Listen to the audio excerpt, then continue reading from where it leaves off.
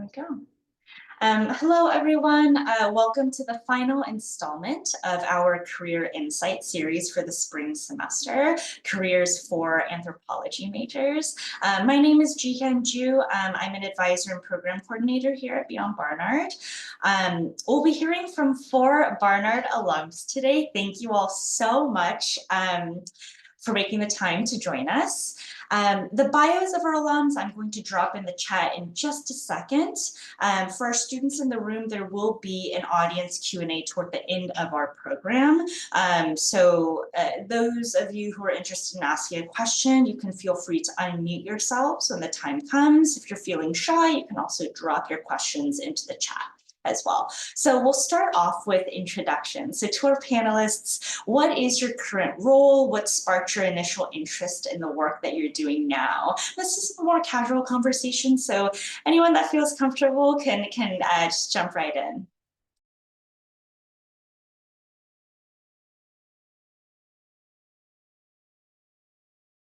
All right, I'll start. So hi, everyone. Thanks for being here. And thanks, Jihyun, for organizing this. So I'm Jen. I am the Associate Director of Academic Engagement and Campus Partnerships and Research Curator at the Harvard Art Museums. My work is, well, the Research Curator role, I'll explain first. My academic specialty is ancient Egyptian art. And so in that part of my role, which is only about 20% of what I do, I curate and research and teach with the ancient Egyptian collection at the Harvard Art Museums. And then the bulk of my work is in the area of museum education. So I oversee all of the learning that happens at our museum, and my particular area of focus is university level interdisciplinary teaching. So everything from environmental science classes coming to look at photos of submerged landscapes due to climate change, to foreign language classes coming to do some skill building with their language skills at our museum and beyond. I also teach a medical humanities program for radiology residents at our museum, where we use art for as a way of getting them to think about empathy and objectivity and bias in a safe space where their patients are not affected. And I run a training program for grad students where I teach them how to do this kind of object-based learning. And then they teach visits from our local high school to the museums. I work on exhibitions here and there, depending on our schedule. And I also teach for the Harvard Graduate School of Education, a course on learning in museums. And my initial interest was really sparked kind of by accident. I had an internship, 2 internships actually at the Met when I was at Barnard, and not as part of the actual duties of what I was doing in the department, in the Egyptian art department, but as part of the fact that you're an intern, you had to give tours of the museum. And it turns out that I actually really loved doing that. I loved talking to people about objects. So that was my initial interest. And then when I was in grad school, I did this program that all the PhDs in archaeology had to do, which was called Think Like an Archaeologist, where you teach 6th graders critical thinking skills disguised as archaeology. And that got me really into museums a little bit further. And eventually I did some like cross area teaching at the RISD Museum. And then it just sort of led me to where I am today.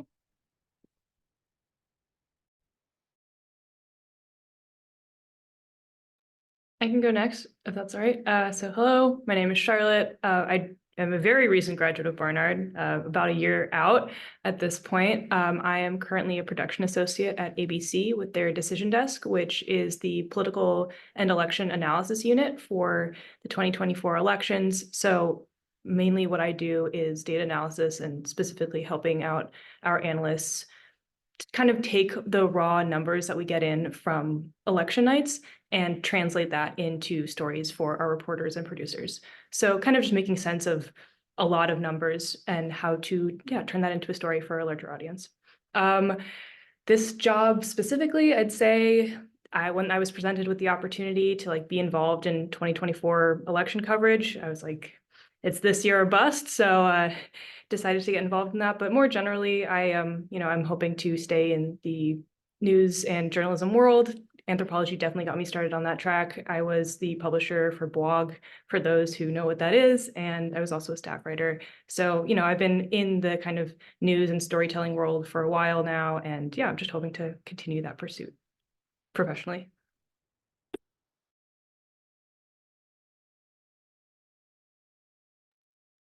I can go next. Hi everyone, thanks for being here. I remember sitting a student and like being in these parts of panels, so it's funny that I'm like on the other side 10 years later. I'm currently the director of strategy at Transcend Education. And what does that mean? I think a lot about our initiatives as an organization. Where are we heading? What's our growth plans? What its scale looks like for us. I have an MBA from Berkeley as well, so that's how I got there.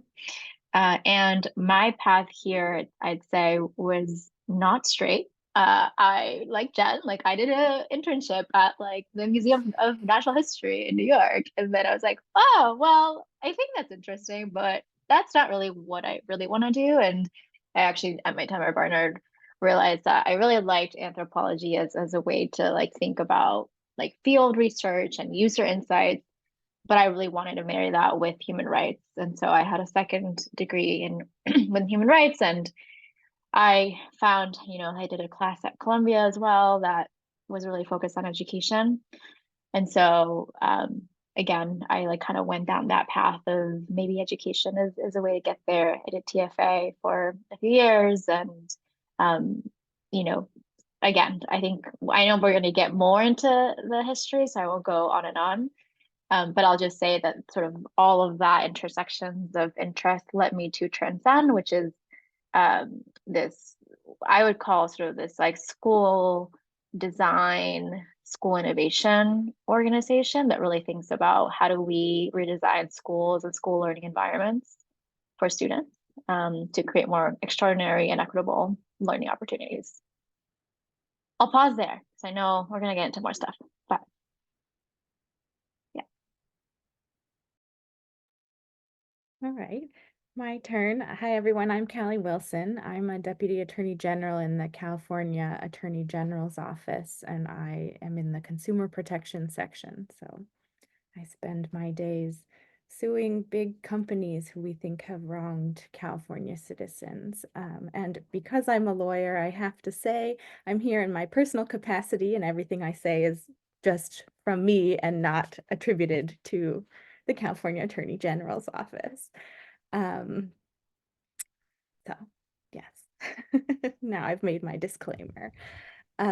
So yes, I also followed a not terribly straight path, I feel, but when you look at it on paper, it seems pretty straightforward. So I think that's useful to remember too, that even if it looks normal, we're all considering a lot of different paths at once. And yeah, for me, I was an anthropology major because I really find people endlessly fascinating, and I loved all of the studying I got to do to learn about them. And then when I graduated and was looking for jobs, I thought maybe I want to be a little bit more present focused than a lot of the positions that I was looking at offered. And so I sort of just fell into a job working for a New York State Assembly member who actually represents the Morningside Heights area, and thought, oh,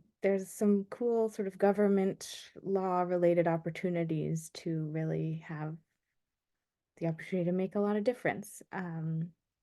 So I went to law school after working for him and have been in this sort of government legal track ever since.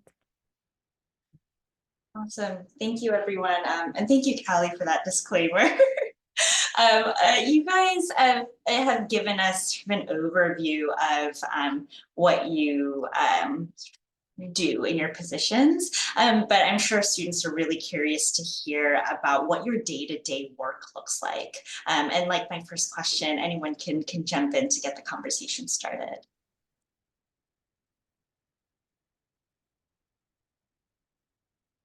I have a super short answer to that, which is that it is always different.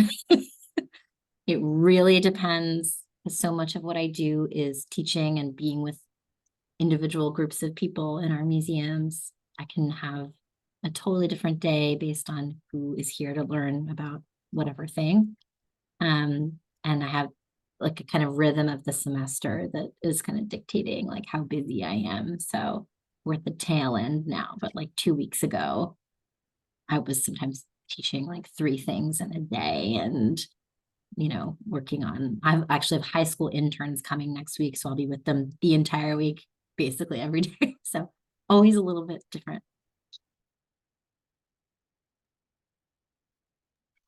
I'll piggyback on that because I also feel like every day for me is different, which is something that I really love about my job. Sometimes I'm talking to consumers who have had problems and they want to tell us about them, and we want to hear more to see if we should sue someone on their behalf. Sometimes I'm I'm often strategizing with my colleagues. All the cases that my office brings are really big, and so you're basically never litigating something by yourself, which I really love. So I'm usually just chatting with coworkers and talking about how should we deal with this. So I drafted this. Will you look at it? Oh, I don't like this part. So I really like that collaborative, fun atmosphere. But then sometimes I also have a day where I'm just on the internet or deep in the bowels of legal research, typing at my computer all the time.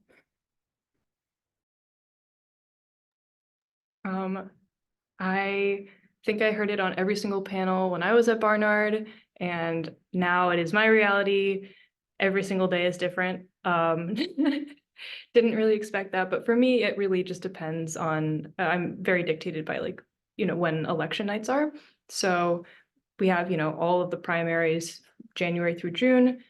Basically every Tuesday and Saturday is an election night of some capacity.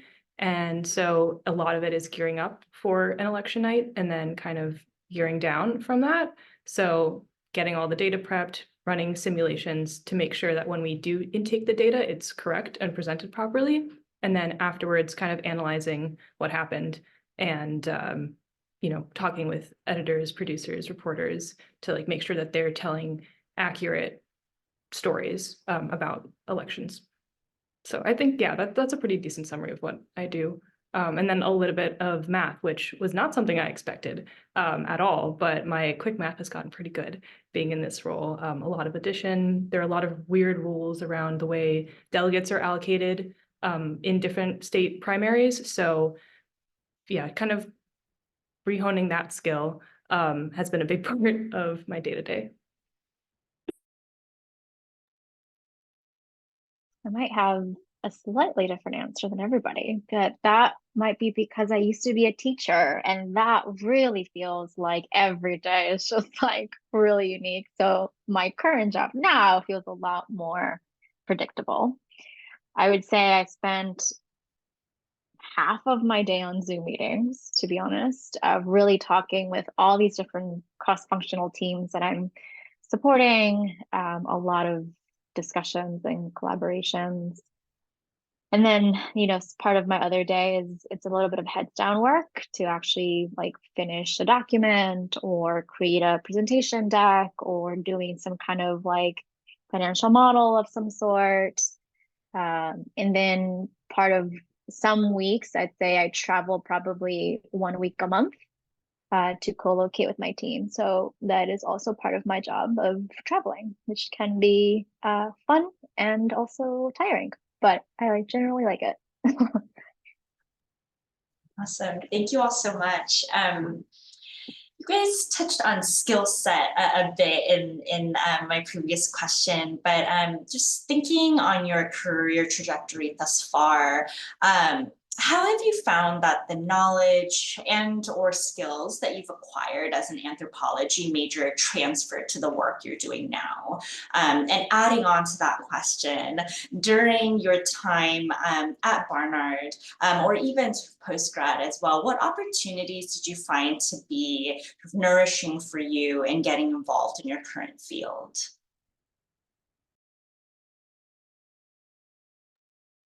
I'll start us off. I think I got a lot of skills and exposure at Barnard that were really helpful to me in the working world. And I also I feel like it's hard to say this coming from me as a person with a graduate degree that I obviously need to do my job, but you don't have to get a graduate degree to be successful and have a career. And I do have friends who are anthropology majors who don't have grad degrees. So I hope nobody comes to this panel and feels like, well, I guess I got to start, studying for some tests for grad school. But yeah, so I will say that, even though I had to get another degree to become a lawyer, most of being a lawyer is people skills and writing. And I feel like I got a ton of those from Barnard. And I think maybe those are like the top two skills for every job. Um, and so I felt like as an anthropology major, sort of gathering information and assimilating information, both about facts, but also about perspectives and different ways of thinking about the same things has been hugely useful to me. And I still use that all the time.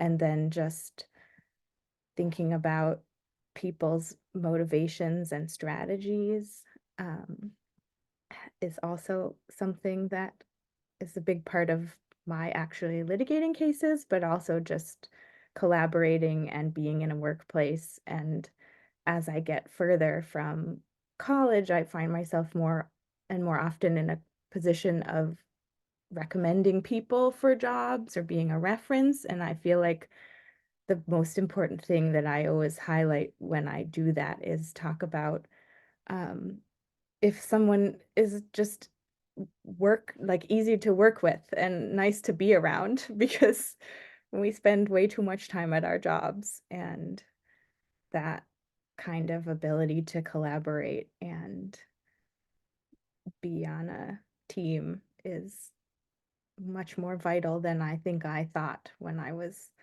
pitching myself right out of college for jobs.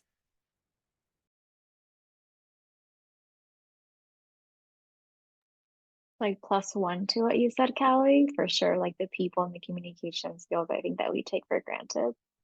The other thing I would add is, at least for my job, I have to think a lot about sort of big picture ecosystem, like system stuff. And I think Barnard, for sure, not just anthropology, but just like as a liberal arts women's college, like we were often thinking in that way. And so now it feels really natural for me to be doing that. I think it's just how we were taught. And then the second piece I'd add is, although I don't do it as much now, but I definitely, worked in different jobs that require design thinking, which now is like this new hot term. That to me is like foundationally like what anthropology taught you, right? Like how do you understand others, and can you kind of like understand someone's like social and cultural perspectives, and like how do you think about that in order to inform a product or a solution?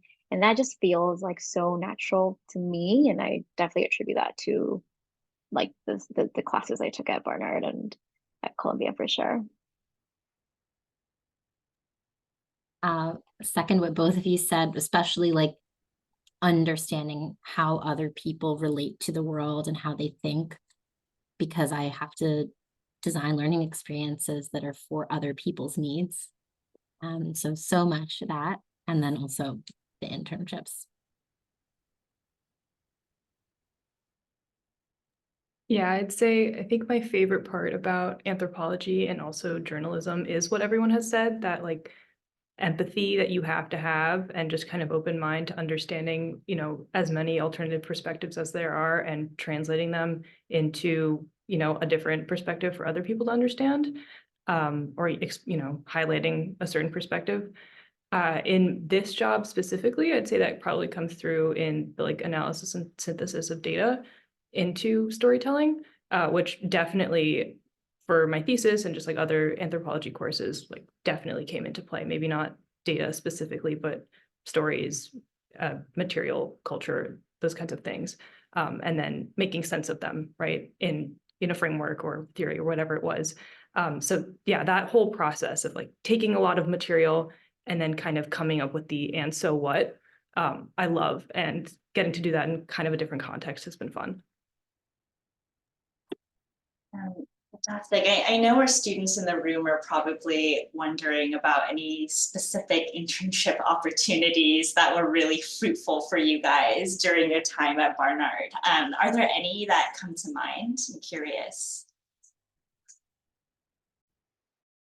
I will start us off because I basically barely did any internships in college. I don't know why I didn't really know I was supposed to be doing that, but it was not on my radar, and I just bopped along and did a lot of student work stuff and went to class. And so, yes, I don't have internship opportunities to tell you about for that reason. And I think it's better to do internships probably, but if you haven't yet, you'll probably be okay.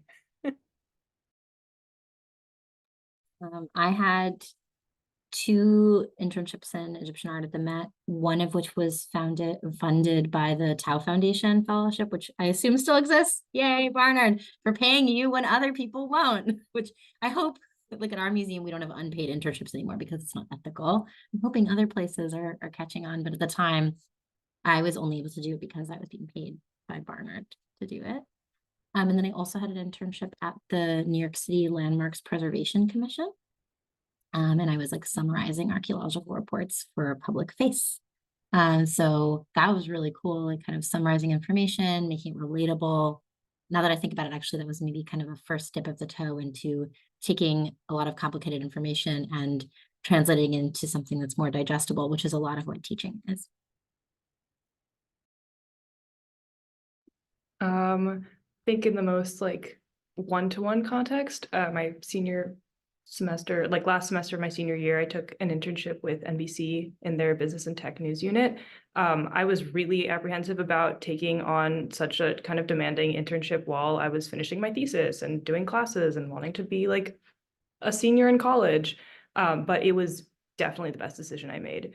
I took less courses that semester. I like met my credit requirements, so it was fine, and spent more time working. And I really thought that like that was gonna just take away from my senior experience, but it didn't at all. It was super fulfilling. I had a really good team, which probably made it more worth it and fun. But yeah, a lot of the skills that I kind of needed, both in this job and I to ABC a little bit before this job, were kind of necessary going into this and being, coming out of postgrad. And then before that, I freelanced for a local paper back home in California.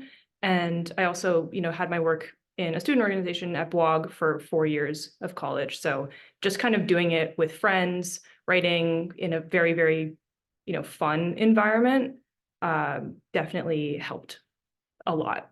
But I also started off thinking I was going to go into law. So I had a little bit of experience working in a law firm. And that definitely was, in a way, helpful to me to realize I didn't want to go into law, but also kind of in terms of identifying what skills I found fulfilling, right? So reading a lot, writing a lot, analysis, talking to people, all of this kind of applies to anthropology, applies to law, applies to journalism. So kind of learning how to transfer those skills was, yeah, good. Charlie, I was like, me too. I also thought about going to law school, and I also bought LSAT books and didn't use them. While I was at Barnard, I mentioned I did an internship at the Museum of Natural History, and then I also did an internship at Human Rights Watch, which when you're like an anthropology and a human rights major, you're like, wow, so cool. I will say big ticket names like that, actually, I wouldn't say that those were my most fruitful internships, if that is at all helpful to anyone. My most fruitful internship was at a really small human rights nonprofit that actually no longer exists. They're called the International Human Rights Funders Group. Tiny, 4 people working at this organization. And the reason that was just really fruitful was because they really took me under their wing. They really valued my opinions. They gave me really interesting projects, probably because it was quite small. And then the founder of that organization is still my mentor today, who, you know, I catch up with him all the time. And he helped me figure out whether I wanted to go to a business school. And so, you know, again, I'll just reiterate that, you know, sometimes some of the smaller internships really yield like awesome results. And so that, yeah, I think that's what I would share about that. Thank you so much for that. Yes, I love any opportunity to talk about sort of the quote unquote like smaller organizations. It's a great opportunity for students for sure to wear so many hats, to meet so many different people. Olivia, I see your question in the chat. We're definitely going to, it'll be the very first during our Q&A, I promise, going into our final two questions for our panelists. What advice would you give to students who are unsure about what career path to explore currently as an anthropology major?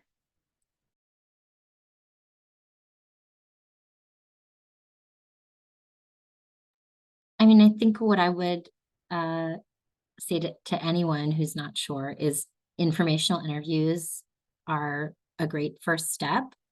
So just reaching out to someone who has a job that or works in an area, even that's adjacent to something that you think you might be happy doing, and just to sit down and have a conversation with them informally. I know I'm always happy to do those for any of you, but also like I think a lot of people are happy to do them, especially within the Barnard network, like to really sit down and tell you how it really feels. I'm not sure how many people are up for something like job shadowing, but that is something that people do sometimes they're able to do. But as like most of us said, our days are so different. So that might not be the best step necessarily. I guess it depends on where interests lie. And then I guess just one like little thing to say is that if you make a decision about what you think you want to do and then you change your mind, that's fine. So even if you do end up making a decision and taking a job and starting it out, like you can decide that you actually don't want to do that anymore. And it's not a shameful thing. And people do it all the time. And sometimes people actually plan that they're going to do a career change a little bit later in life. So I have a lot of friends now who are like in their late 30s who are making career changes because they like, that was another phase of my life and now I want to do something different. So you don't have to feel like you're boxing yourself in also.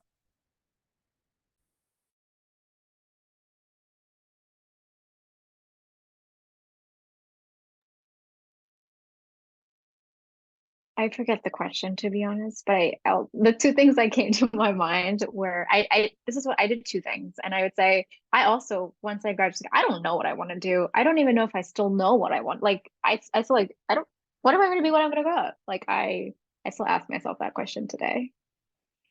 The two things I did that were helpful was, one is just thinking through, like, what are the types of skills or the environments that I want to be in? I mentioned that I wanted to go to law school, and in theory, I was like, I'm going to become a human rights lawyer. And when I really started getting into like, how do I like to learn and what do I want to spend my time doing? That wasn't really what I wanted to do. Instead, I really like doing a lot more project-based work that's super collaborative, and like we are building in something gets delivered and we move on to the next thing. And that wasn't like the speed of that, I think just wasn't fitting with a lawyer. But although Callie, you can disagree with me on that. At least that's what I thought. And so again, that's why I started looking more into sort of these like more consulting, business, entrepreneurship types of careers. And then the second thing I did that was really helpful was I used LinkedIn a lot, and I looked at people's profiles and like that were, 10, 20 years older than me. And I just looked through like, what was their journey? Kind of just like looking at where they are today and backtracking what their steps had been to see like, could that be a potential path for me? And just started kind of collecting these profiles that seemed interesting to me to get a sense of where I could go. I'd say all of this advice is still like stuff that I want to take in because, I recognize some of your names as people I had classes with. This is all very fresh to me, but I'd say For me, in terms of just decision making, yeah, kind of coming to terms with whatever I choose now is not what it's going to look like in 5 years, in 10 years, in 20 years. Like, it's going to change, and that's just the reality of things. But kind of identifying what I found fulfilling and knowing that that could take a lot of different forms was very liberating. So knowing that I loved analysis, I loved talking to people, I loved anything where I was learning, and yeah, anything that involved empathy building in some form. And I think for me, that right now looks like journalism. I kind of hope it stays that way, but also knowing that it might not and probably won't in the same form in a couple years. So kind of, yeah, coming to that conclusion is very freeing. Yeah, I don't have a lot to add. I think everyone's covered it really well. It really comes down to talking to a lot of people and thinking about what sparks for you. And I really felt like I had a lot more context as soon as I had gotten my first job. So sometimes, in some ways, it doesn't really matter where you start. You just gotta dive in somewhere / see who will hire you. And I definitely sent out resumes extremely broadly right after college. And ended up somewhere that was a great fit, but I'm sure that I could have ended up in a lot of other places that also I would have liked a lot if things had happened differently. So yeah, that's not hugely helpful, but maybe it's nice to hear that probably everything will be okay. Thank you all for that. So my final question, and again, to our students in the room, you could start dropping questions into the chat, start brainstorming questions and time to unmute yourselves. But for our panelists, our final question, what are your hopes for your career and your profession in general?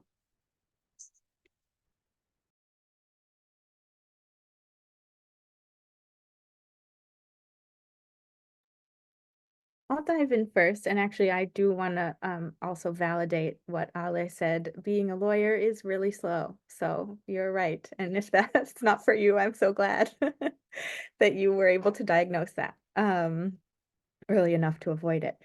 So anyway, sometimes I wish that my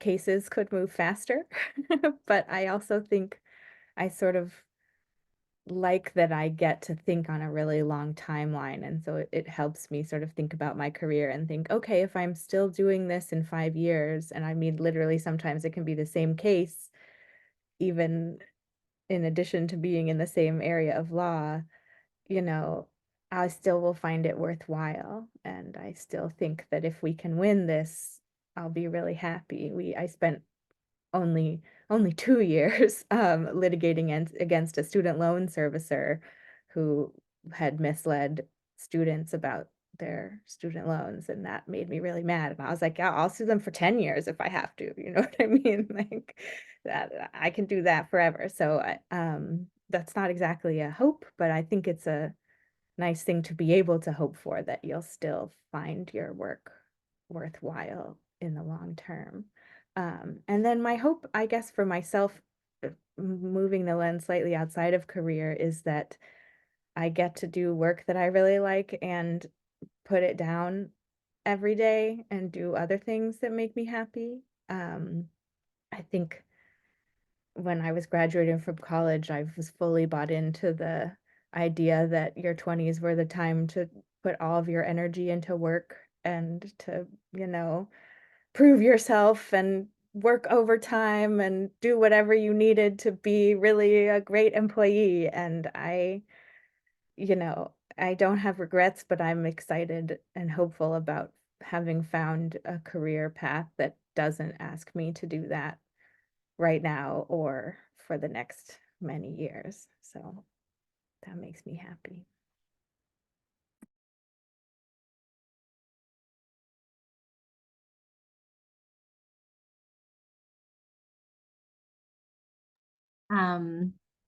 For my field, for my profession, I'm really invested in this idea that, like, people don't feel that they have to visit an art museum in one way.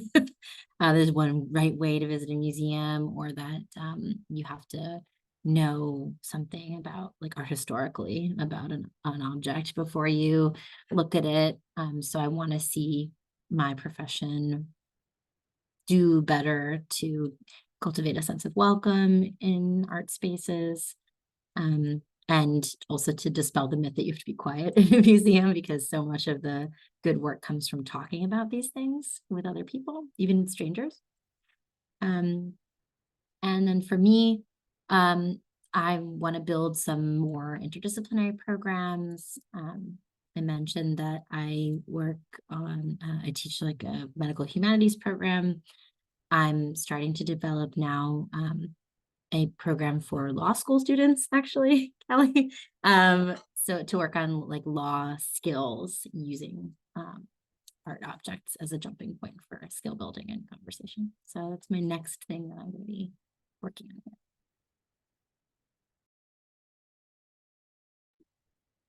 I'd say for me, most concretely, I really want to go into human-based climate coverage. I like identified a gap kind of on the national scale of how we talk about climate change, and as kind of what I did for my thesis as well. But I want to focus on, how everyday experiences are affected by climate change in a vast, array of ways, and kind of bring that to the national level. So whether that's talking about farmers or, a small business or, the way we're able to go to school, stuff like that. I want to be able to tell those stories, and kind of navigating the national journalism space, and realizing kind of recently that this is a business and long stories like that don't really sell. So kind of finding ways to tell those stories that aren't told right now in a business that might not prioritize them. So there's probably a lot of ways to do this, but that's my goal at the moment.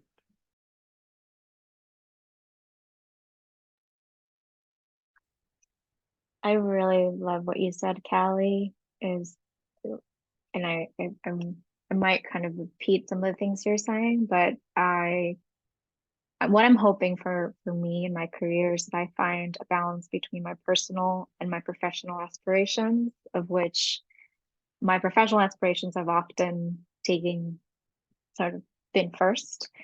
And I always had this idea of like, one day I'm going to be the CEO of an organization, or like generally like a nonprofit. And I think I still want to go there, but I think the way and the approach for me doing that is a lot more balanced than what I had ever thought about before, and maybe slower, right? Maybe it'll take me another 20 years as opposed to 5. And that's okay. And so we'll see. I don't know. Maybe I'll change careers, like Jen mentioned. Who knows? So, yeah. Diving into Q&A, and again, inviting our students once more. Okay, great. I'm seeing some questions being dropped into the chat. Olivia, we'll start off with yours. So Olivia is asking, could you all speak more to how to translate anthropology skills into marketing yourself as a professional? And it sounds like she's thinking specifically on how to articulate it directly on job applications. And anyone can jump in. I'd say you have read more and written more and thought about very large concepts more than most people. And that applies to a slew of professions. And I guess coming to that conclusion for myself was important. And so, just the way you think and analyze is very unique, I think. And you're taking this kind of human first approach to things, and that can apply to a whole bunch of different fields and topics. So I mean, I don't know if that's necessarily the most helpful, but for me at least, that's how I pitched myself.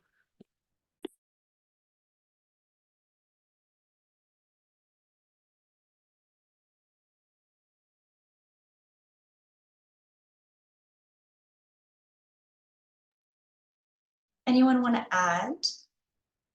I'm looking at my CV for how I most recently described myself, actually. Give me 1 second. Yeah, I'm gonna type into the chat some skills I feel like I've used.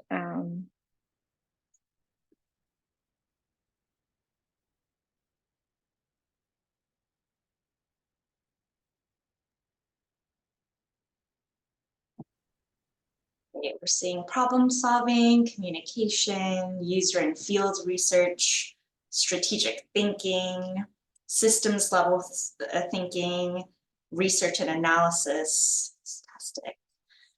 I would even say, I would add to that, even if you don't think you've done this, you kind of have learning design for me, definitely, because the way you are conveying information in like an essay, or the way that you're like synthesizing information from a conversation with someone, like this is, you're thinking about how people receive information, and the story that you tell with whatever it is that you know already. How do you like synthesize that?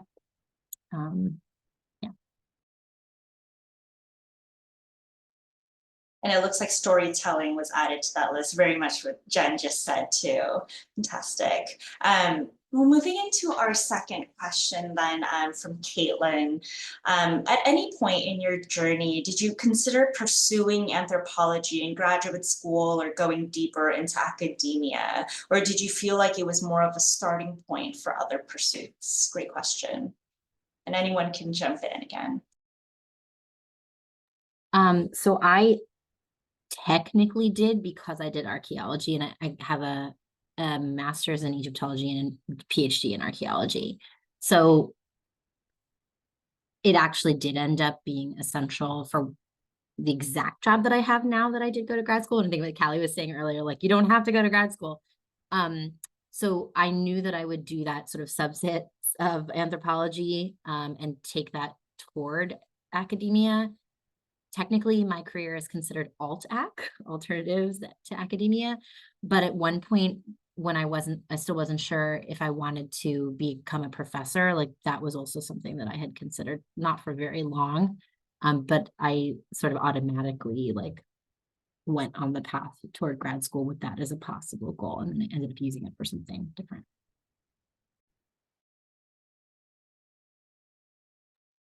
Yeah, I really wanted to do something non-academic for a little bit right after I graduated from college to decide whether I wanted to go to grad school. And embarrassingly, when I graduated from college, I said things like, I don't know what I want to do, but I don't want to go to law school. So, you know, you can be wrong. But yeah, so I was definitely not ruling out anthropology or actually also archaeology graduate school, because I had an archaeology concentration with my anthropology major. But when I started being in the working world, I thought, oh, I like this, and I think that I don't want to pursue the academia route. So that was really helpful for me to make that decision, because I always loved school, and it's possible that I could have just stayed in school forever and not known that I also liked not being in school. I'd say it's definitely on my radar, thinking about it, kind of, yeah, what Callie just said.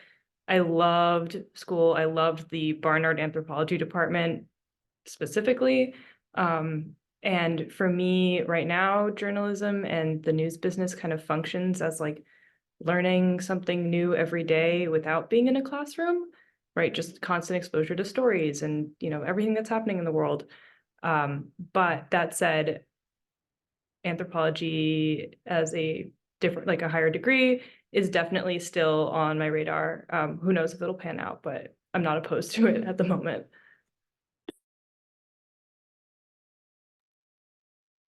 I will say I never thought about academia.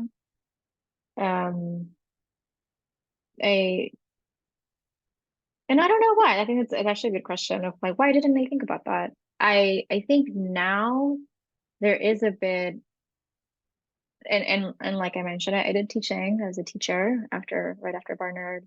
There's a bit of like an inkling now for me, like, oh, I would love to be in a classroom teaching as like a visiting professor of some sort at some point in my life.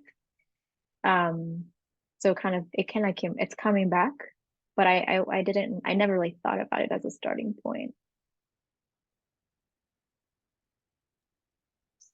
Okay, we have time for one, maybe even two more questions. Any of our students have additional questions for our panelists, and you can feel free to unmute yourselves and ask as well. And if you're feeling shy, the chat is available too. Okay, I'm gonna ask another question. I'm being greedy, but this is so awesome. I feel like so much of anthropology like has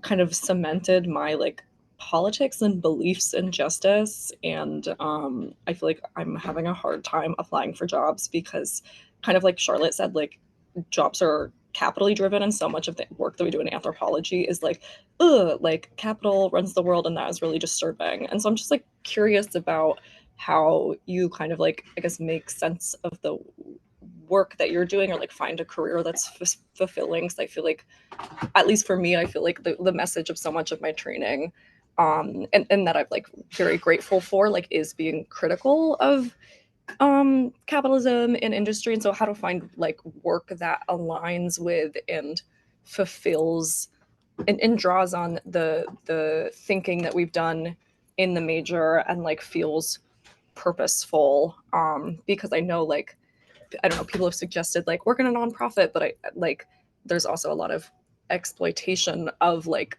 workers in that world because it's mission driven. And so I think that I'm just kind of feeling a little disillusioned or stressed about applying to something that both draws on like my knowledge uh that I've developed like in my anthropology degree without compromising the morals that I also feel like have been bolstered by my anthropology degree.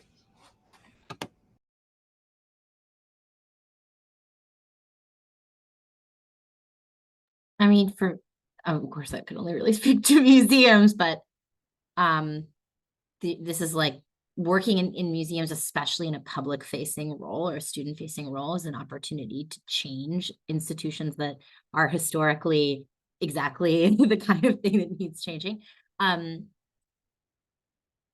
Like I get a lot of satisfaction out of knowing that I can change people's minds about what kinds of places these are, and to show people that they can be openly critical of them, and that whatever exclusivity and donor driven and other sort of motivations for past practices in museums are not the way that it has to be.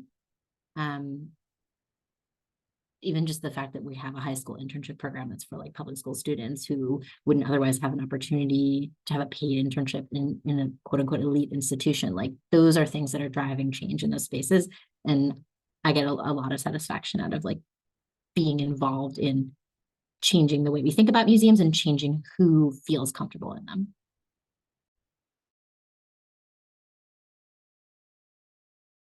Yeah, I think about that a lot too, as a person who has worked a lot in government, and we all know that has not necessarily been a place for any kind of good things.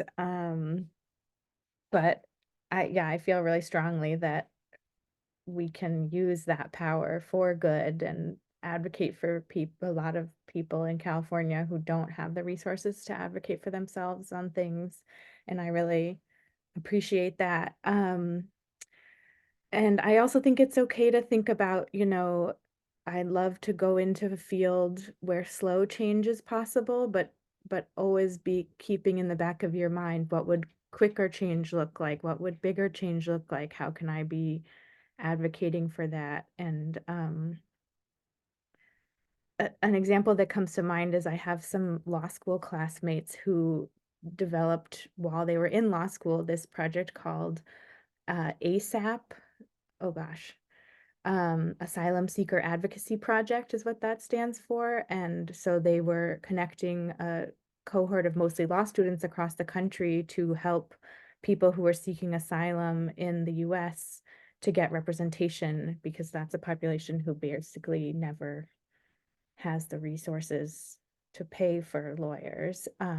And those three students who founded that effort, that started as sort of just volunteer phone banks where they would provide pizza in exchange for law students to help people, they thought, okay, after graduation, we could all go get jobs as lawyers, or we could just turn this thing that we really feel passionate about into our jobs. And so that is what they're still doing today, and it's been 6 years, and so they bypassed that, and it's really cool. And if I personally didn't do that and wanted a little bit more stability, but both of those options are always available to you. So if you're feeling really uninspired by what you're seeing, can you make something yourself? And if you feel like right now you can't yet, can you hold on to that as an idea that you can pursue in 2 years or in 5, if not immediately after graduation?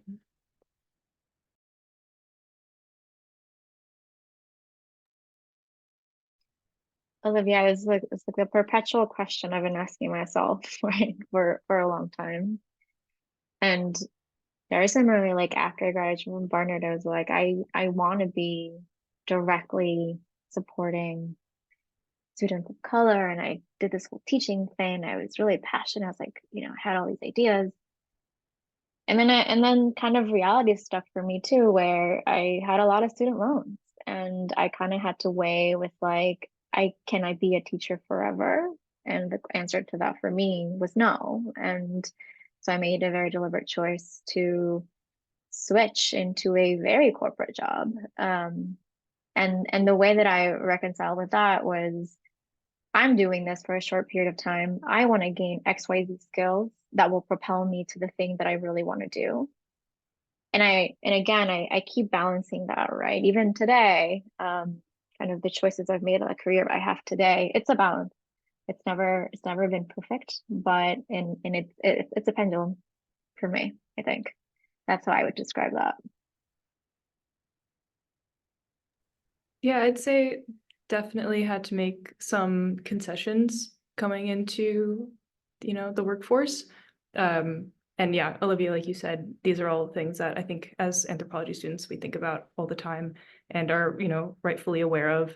I'd like to think that the journalism space is the place to be critical of larger systems and be able to have the responsibility to share that with larger audiences. Obviously, the reality of that is, like I said earlier, this is a business, and I am kind of stuck to what sells. But from a purely like idealistic perspective, I ideally like to be telling stories that are critical of larger structures at hand, and also just keeping in mind that like the business I work for is not perfect. There is no business that I will work for that is perfect, and just doing what I can in my role to stay critical and engage others in the same thoughts. Thank you so much to our students for those really fantastic questions. Being respectful of our panelists' time, we're going to start closing out our event today. Thank you again to our panelists for joining us today and providing such thoughtful insight. For our panelists, you'll be hearing from me. I'll put everyone in one email so that contact information can be exchanged. And for our students in the room, we hope to see you at our next Career Insights event in the fall. Everyone have a great rest of your day. Thank you so much. Thank you. Thanks all.